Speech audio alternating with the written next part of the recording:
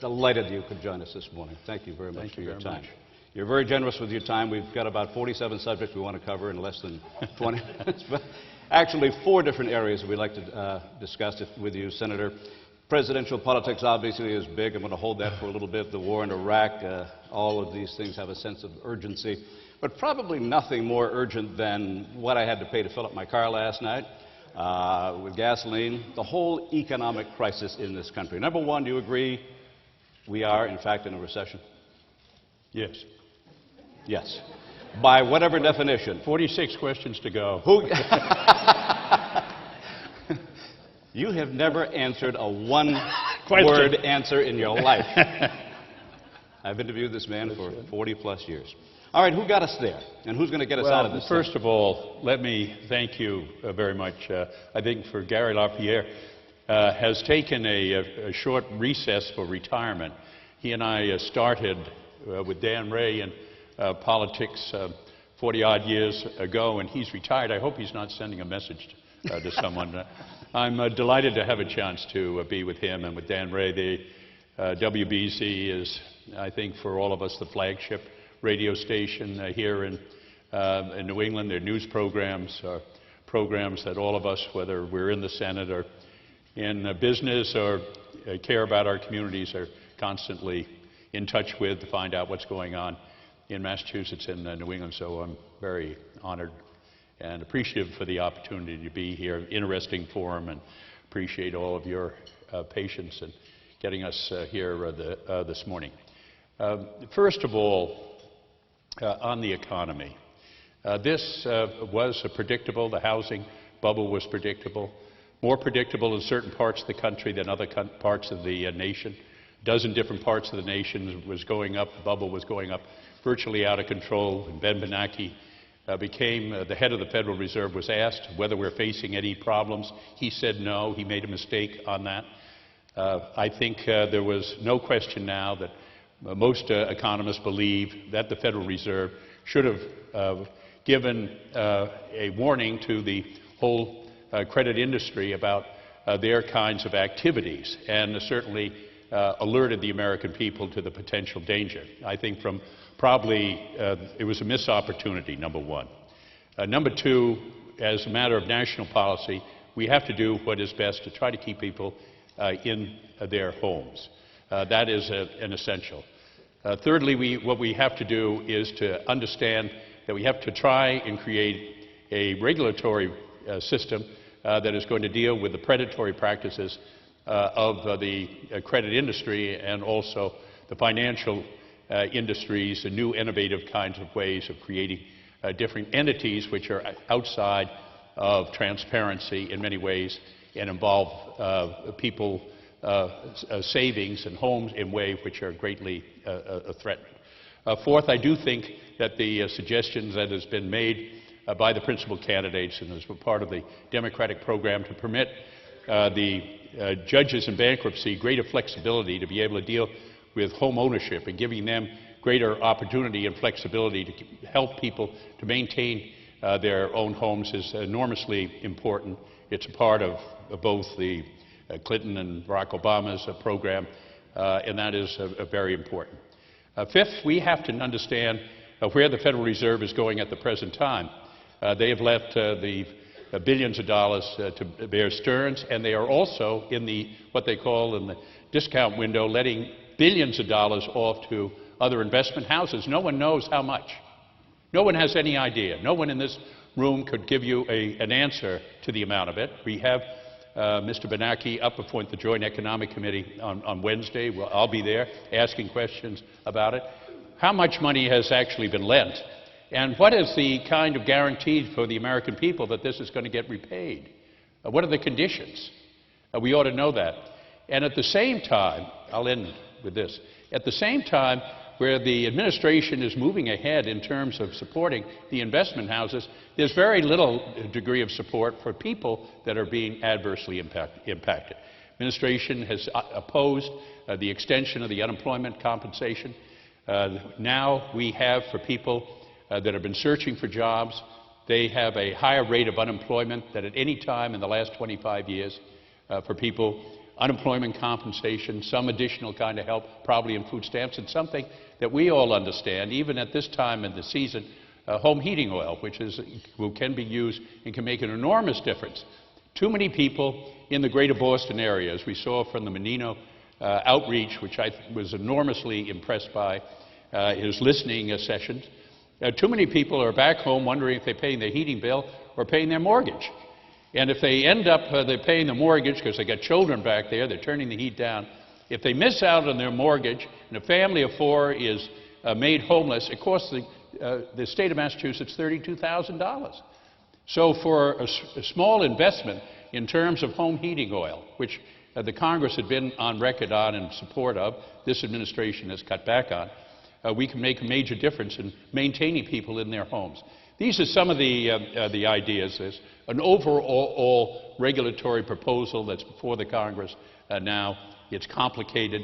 It's going to be reviewed by all of us in the Senate. But these are at least some of the ideas at the present time that we have to Washington to to straighten this out, correct?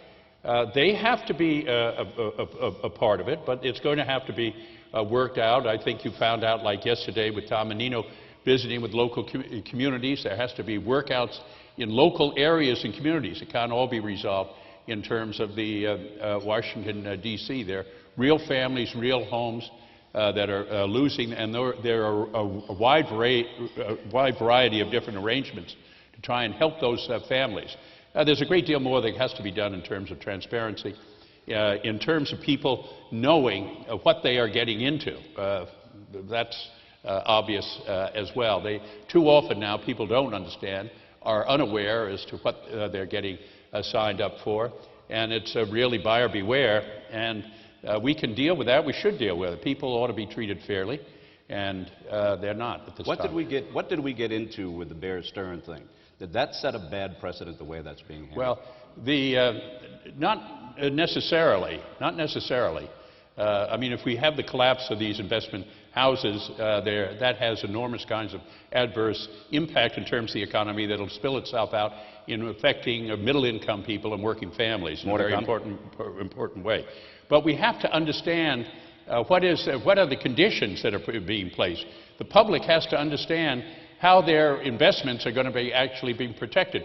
We have seen other times when the federal government has invested in various projects, the automobile industry, for example, that they had completely got repaid for all of this. Their investment in terms of saving an automobile industry probably 20 years ago, and saved hundreds of, probably millions of jobs, and saved hundreds of thousands of middle-income families in terms of their whole economic future. It's bad what has happened. It could have been avoided. They had a hands-off attitude in the administration. This is basically administration. We have seen Katrina and the Iraq War and others. They refused to have a proactive kind of a policy that was going to send signals to the credit industry, tolerated predatory practices in the credit industry, and too many families are paying the price. What we need now is both the reforms, which a number have been suggested, some of which the administration has suggested. Most feel that those are more technical and administrative rather than substantive. But the economy is the key to all our hopes and dreams. It's the most significant social policy. Well, many of us, myself included, care about education, care about health care, care about jobs, care about the environment. But unless you have a sound economy and one that is going to treat people fairly, nothing else works. That is the key. That's where we have to focus. That's where we have to get things done. One fast question on education, if you would. I know it's a topic of yours for many, many years. No Child Left Behind. You were very much a part of that. Just recently, by the way, Hillary Clinton voted for that as well, I'm told. And just recently, the former president called the whole thing a train wreck and basically said it was your fault. Guess what? Wonder who he's supporting for president. Just very quickly. Is it a train wreck? No, but it needs a lot of help. I mean, I can leave it there. Okay. The concept, just let me give it to you very, very quickly. One was to try to get accountability in terms of every child. That's the basic theme of it. We had accountability for schools so that they would know that schools are how they are doing. In some instances, you had accountability for classes, but we really never knew about how a child was doing. The basic concept behind, there was two concepts behind this, why I signed on. One was going to be reform, and the second, resources.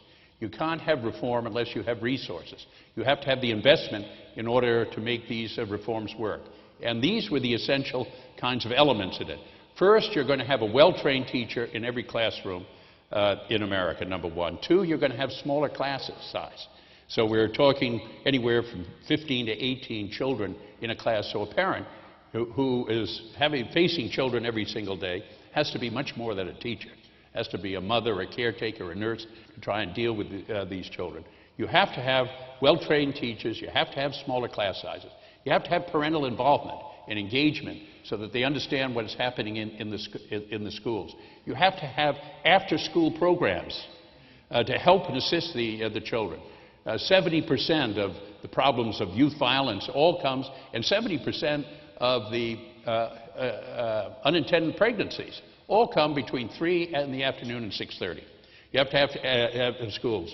In Massachusetts, we have 1,300,000 children. We provide after-school programs in one form or another for 300,000 of those. There's 1 million that don't receive it. And that's another issue at another time. And beyond all of that, you have to have special programs to help and assist those children that are disabled, to bring them up to a criteria so that they can graduate from high school. And in our higher education bill, we also now, we had 3 colleges in this country that provided training programs for children that are disabled. Now we've opened that up to over 100 on this. And you also have to have a program for limited English speakers.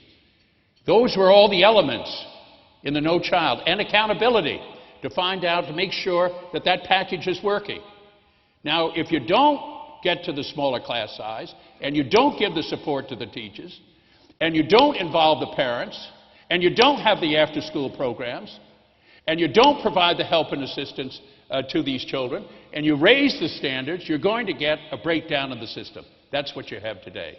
That has to be altered and changed. But the concept of having the idea of understanding how your child is doing, that you are aware of this and that you can participate as a parent, is something which is enormously important. Final point. You know, Massachusetts is the #1 school in the country in these areas. We're #1 for 4th graders. In terms of all, for math and reading, we're tied for 8th graders in the country, #1.